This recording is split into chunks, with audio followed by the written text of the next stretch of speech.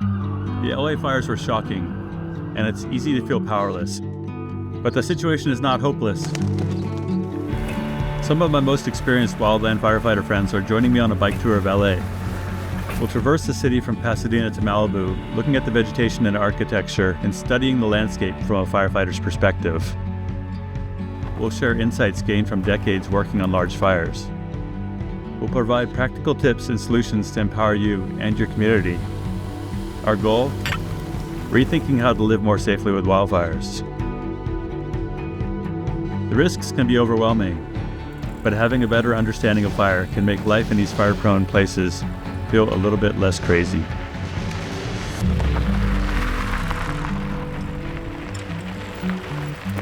Oh!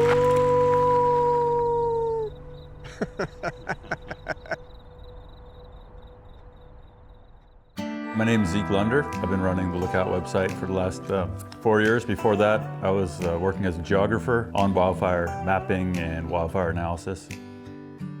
In my career, I've worked on a lot of big fires that wiped out towns. Longtime San Diegans remember the devastation as the Cedar Fire raced through our county, killing 15 people and destroying thousands of homes. Hey everyone, welcome back to the Lookout. We started Lookout because we felt like fire literacy is an important part of living in a place. This is like the biggest fire in recent memory. If you can understand how fire works in a place, it can allow you to live there without being terrified all the time. My wife said, we really have to start reporting on SoCal issues because people need the information. I'm a NorCal boy from like way out in the middle of nowhere. My high school class had like 25 people in it. Fear and concern is growing tonight as flames light up the Los Angeles hillsides. Firefighters are scrambling to contain several major fires tonight. When we reported on the LA fires on our YouTube channel in January, the amount of misinformation in the comments was really off the charts. Did the fires become large because of a lack of water? Would more firefighters have helped? And how can homes burn when nearby trees are still green and standing? I thought it'd be great to get a few of my smartest wildfire friends together and go out and look at the burn sites and also at the city itself. We're hoping to kind of counter some of that misinformation, help people understand how things really work. And so that's what we're doing. Right. Going to LA.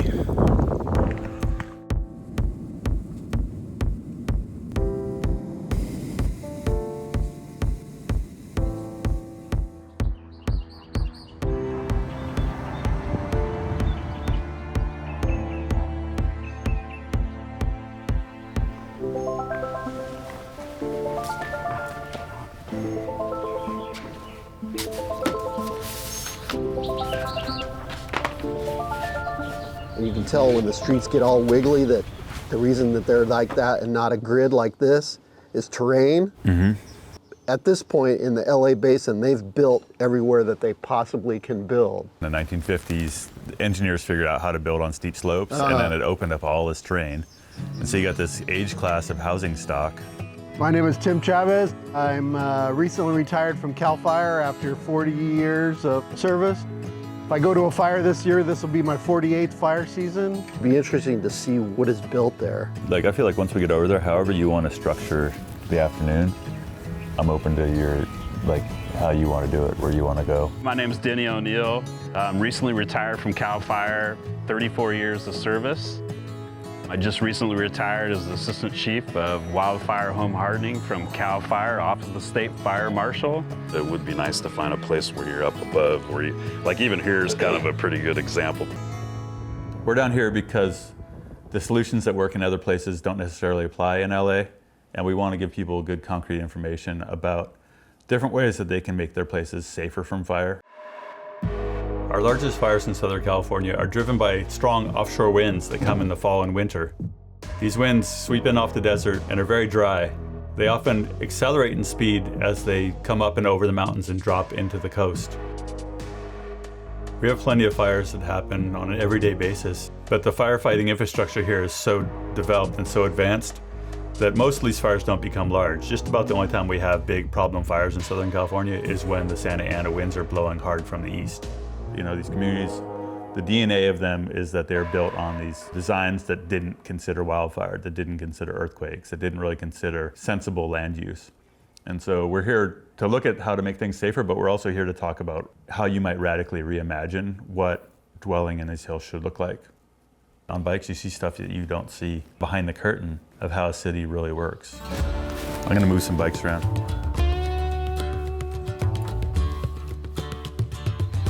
Ready? Ready to go. Okay.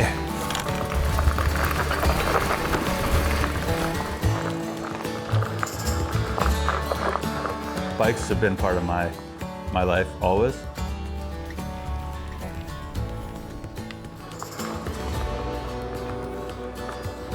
Being on a bike in a place really helps you feel it in a way that you don't get with the windows rolled up, the air conditioning on, the radio playing. Interesting angle to see the Hollywood sign.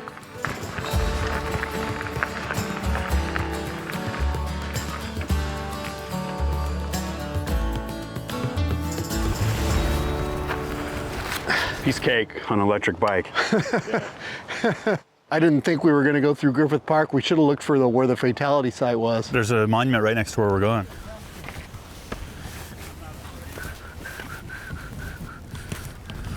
This is insane. So where's 280 coming from? There's 180. 280.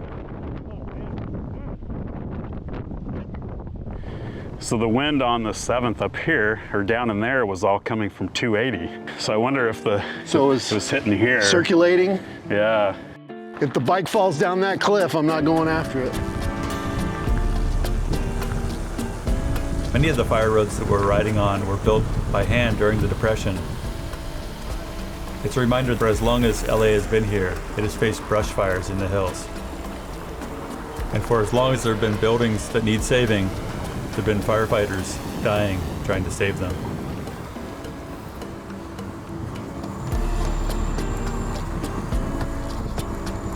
Wildland fire has a rich tradition of storytelling.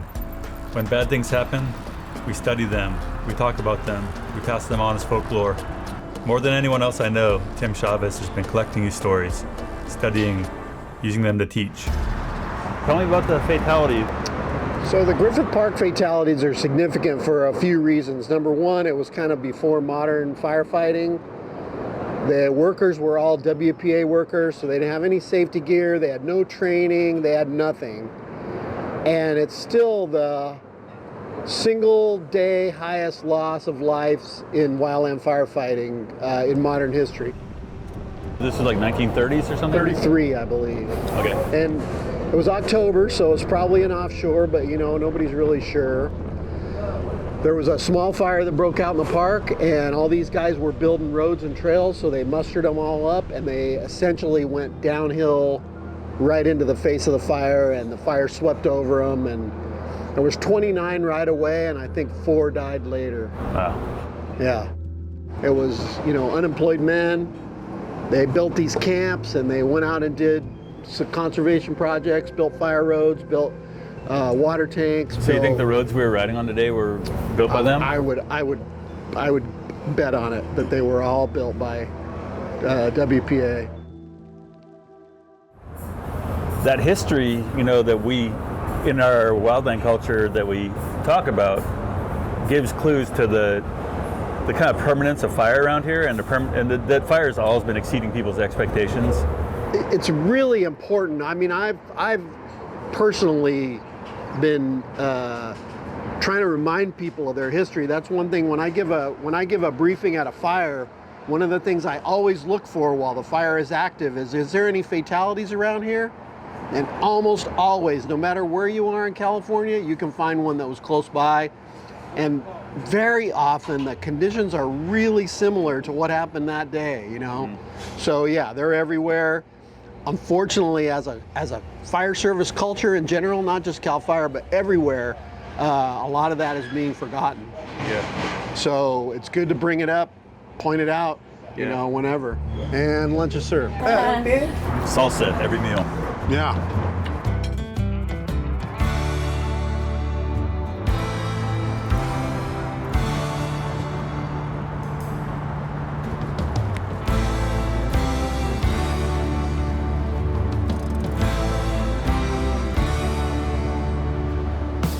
getting to ride bikes along the LA River and along the Arroyo Seco bike path. Southern California is a completely different ecosystem. So I knew that if we came here and rode bikes, we would get a feel for the place. You ever been here before? Man, I have not seen this part of LA. We followed the LA River, now we're following the Arroyo Seco like you would if it was primitive times, and water's life, right? Without it, you die. So you have to follow the water. It's really interesting riding through these different neighborhoods and feeling the vibe shift as you ride from neighborhood to neighborhood, and to see how the freeways have kind of fragmented the city in ways. But you sense these things as you ride through, like, oh, something's changed in the last 10 minutes. You know, as we're rolling into the Eaton Fire, looking forward to hearing what Danny has to say about, like, the important things that make the difference between a beautiful home burning down and not burning down. But I'm not looking forward to going out there at all.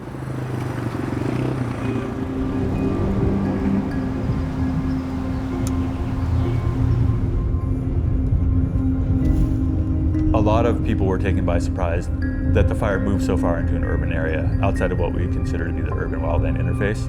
I think that tells you in some ways that we aren't very good at defining where the wildland ends and the urban landscape begins.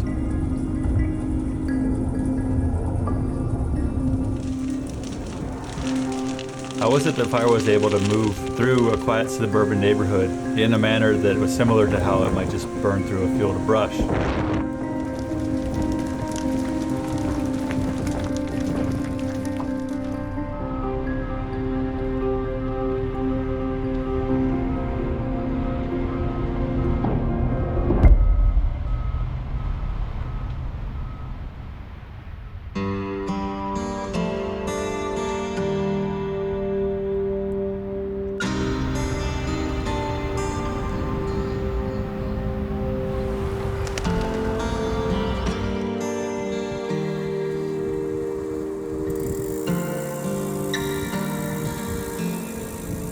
A couple things that you can see over here. This house had stucco siding, so non-combustible siding. And you can tell that there was firefighter intervention there. But you can see damage to the wooden fascia. The siding probably helped a lot, and the firefighter intervention helped a lot.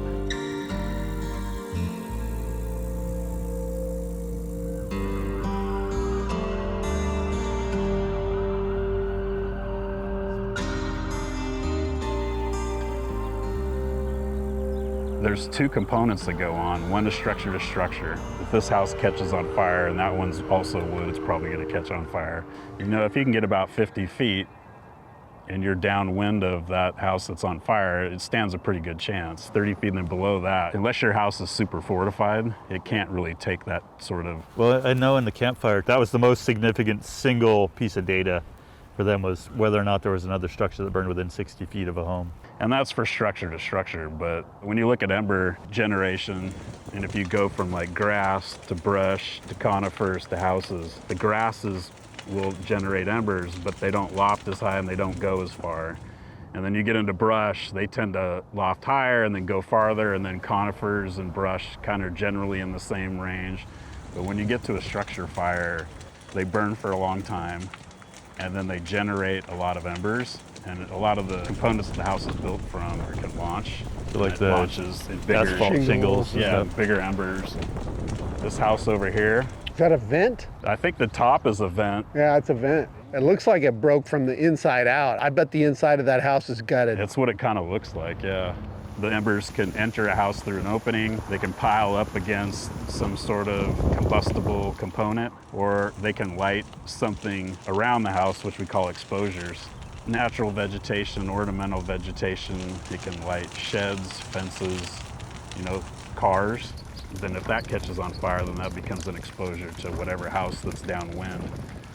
And that is really truly where we have the problem, is that if the fire was moving structure to structure everywhere, you know, there's ways to kind of pinch it off. But when you start getting embers launched and you get fires downwind in discretely different areas, that's where the challenge starts to happen.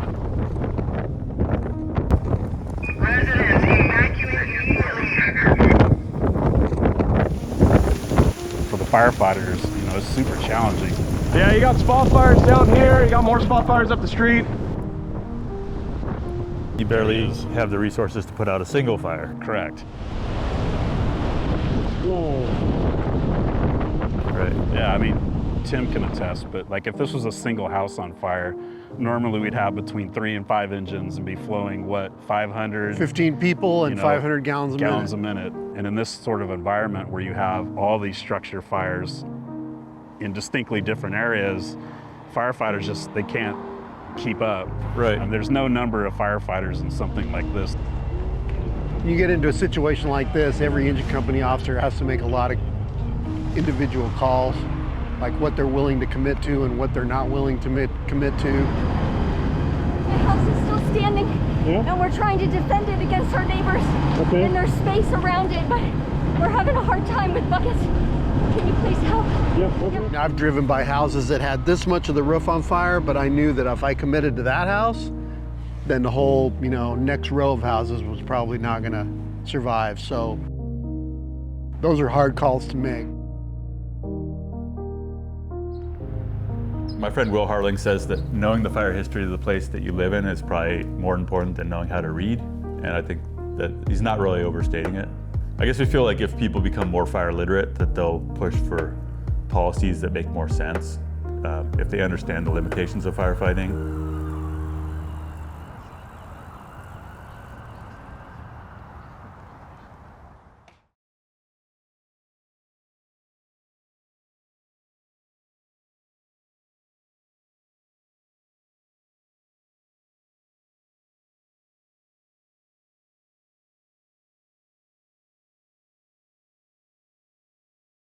Eaton Fire destroyed lives, homes, and communities. Southern California Edison failed to act when they could have prevented this tragedy.